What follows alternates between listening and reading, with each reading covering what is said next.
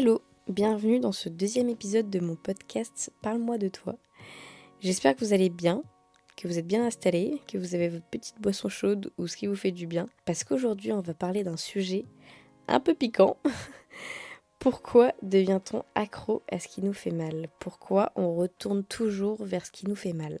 Que ce soit une personne, une habitude, une situation, on sait que ça va nous briser et pourtant on y retourne encore et encore jusqu'à que parfois ça nous fasse plus rien, jusqu'à qu'on soit dégoûté pour de bon.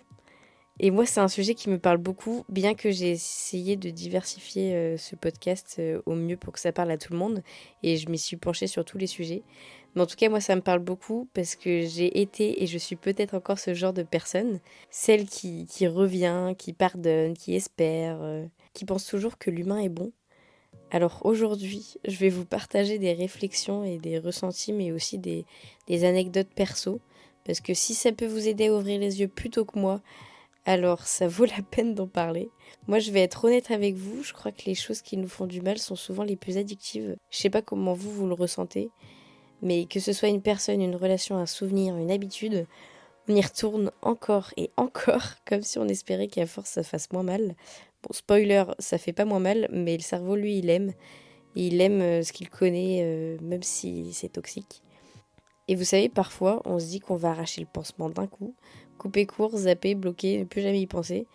Mais le plus souvent, on n'y arrive pas. On soulève un peu le pansement, on regarde la plaie, on la touche, on la gratte, on la trifouille. Et là, elle grossit, elle s'infecte, elle fait mal.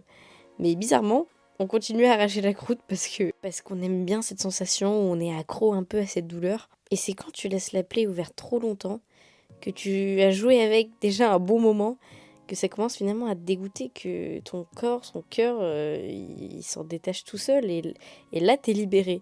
Alors ouais, c'est un peu violent, mais c'est ce chemin-là, celui qui va jusqu'au dégoût. Il guérit souvent beaucoup mieux que celui où t'arraches tout d'un coup.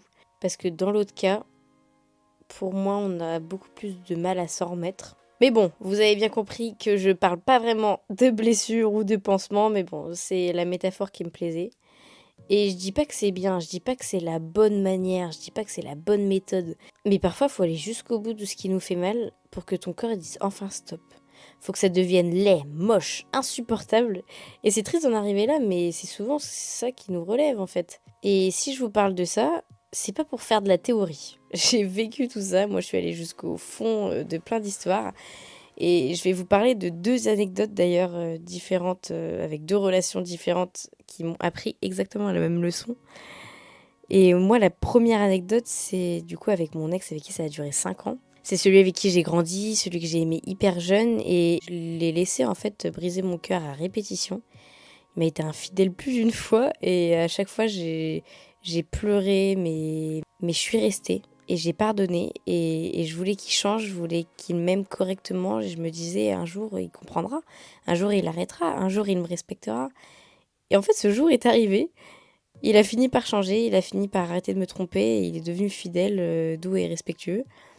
Mais c'était trop tard. L'amour, lui, pour moi, il était parti, bouffé, détruit, rincé, quoi.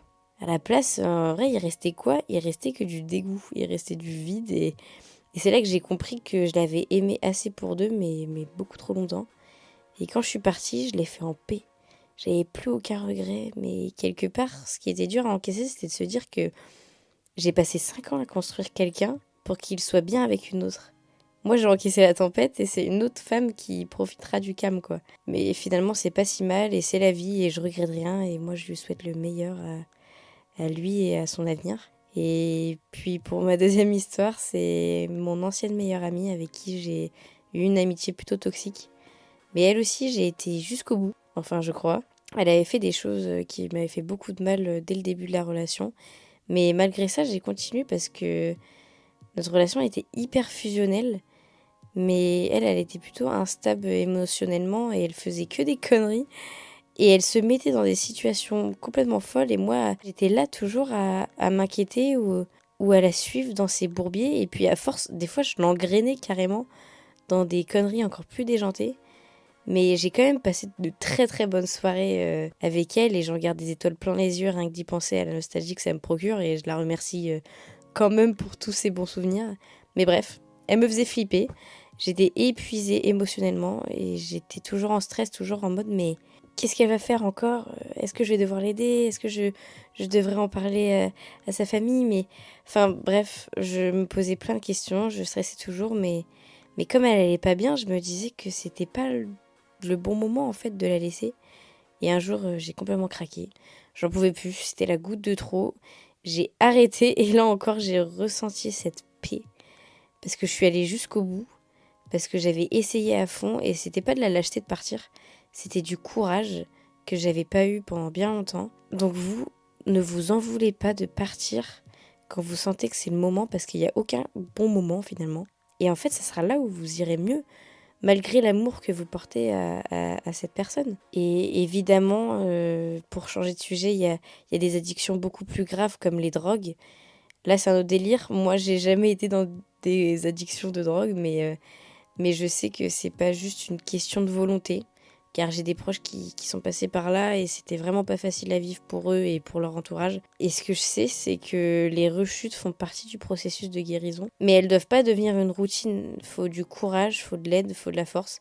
Et si c'est votre cas à vous, je vous souhaite d'être bien entouré, d'aller de l'avant, de supprimer tout ce qui peut être toxique autour de vous, de remplacer ça par une activité qui vous passionne et qui vous change les idées. Et je vous souhaite tout le courage pour réussir à supprimer ça de votre vie. Prenez soin de vous surtout. Mais je pourrais pas trop parler plus que ça de l'addiction par rapport aux drogues parce que je m'y connais pas beaucoup. Mais promis, si ça vous intéresse, je m'y pencherai beaucoup plus sur le sujet. Mais sinon, il y a aussi les blessures qu'on s'afflige à soi-même pour aussi changer de sujet. Moi, personnellement, j'ai jamais vécu ça. Mais pareil, des proches à moi l'ont vécu ou le vivent encore. Je parle des cicatrices qu'on monte pas, celles dont on a honte, mais surtout celles qui marquent la peau. L'automutilation, pour certaines personnes, c'est une manière de gérer ce qui déborde à l'intérieur. Et c'est pas juste se faire du mal pour se faire du mal. C'est une sorte d'appel au calme, un mécanisme, une échappatoire, quoi.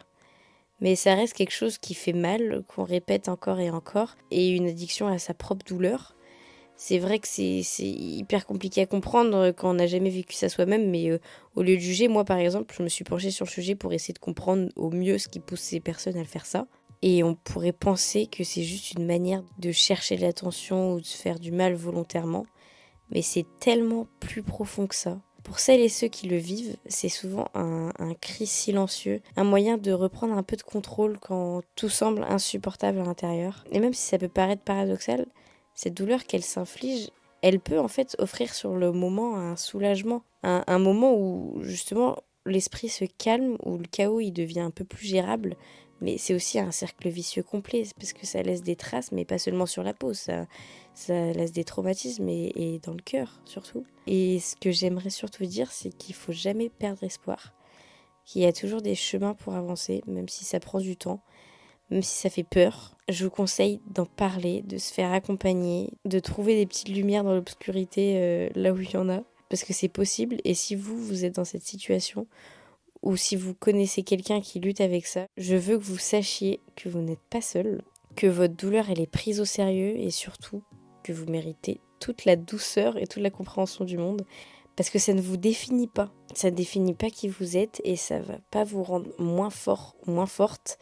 En tout cas, moi je vous envoie tellement d'amour et je vous encourage à ne jamais hésiter à tendre votre main parce qu'en fait, il y a beaucoup de gens qui peuvent être là pour vous et que chaque pas vers la guérison, même s'il est petit, c'est un pas immense pour vous et surtout, n'écoutez pas les gens qui jugent ces actes parce que ça veut dire qu'ils n'y connaissent rien. Donc ils peuvent pas du tout se mettre à votre place. Donc ne les écoutez pas, avancez tout droit vous-même et entourez-vous des personnes justement qui vous comprennent et qui seront là pour vous. Voilà, donc pour moi, on retourne vers ce qui nous fait mal parce qu'on croit que c'est la seule chose qui va vraiment nous faire vibrer. Mais finalement, le frisson, il vaut pas vraiment la chute. Et un jour, on se relève, on veut plus retomber, on veut plus d'intensité toxique, on veut du calme, du vrai. Et on réalise que le dégoût, il peut être aussi une libération, que c'est humain de retomber, c'est humain de rechuter, c'est humain d'aimer mal, de croire qu'on peut changer quelqu'un. Mais ce qui compte, c'est pas combien de fois on est revenu, combien de fois on a rechuté, combien de fois on a refait le même schéma toxique. Ce qui compte, c'est le jour où on a décidé de plus le faire. C'est le jour en fait où on a dit stop, qu'on a choisi la paix, que là, tout s'arrange. et que c'est le bonheur finalement. En tout cas, pour ce deuxième épisode, j'espère que ça vous a plu. N'hésitez pas à me faire des retours, parce que je prends toutes les critiques pour être au mieux à votre écoute. Et puis dites-moi des sujets qui vous intéresseraient, ou si vous voulez peut-être que je fasse un lien pour mettre vos histoires perso en anonyme et les lire avec un ou une invitée, puis donner des conseils ou juste un avis. Voilà, dites-moi tout en privé ou en commentaire et je prendrai en compte. Voilà, gros bisous, prenez soin de vous et merci beaucoup de m'avoir écouté.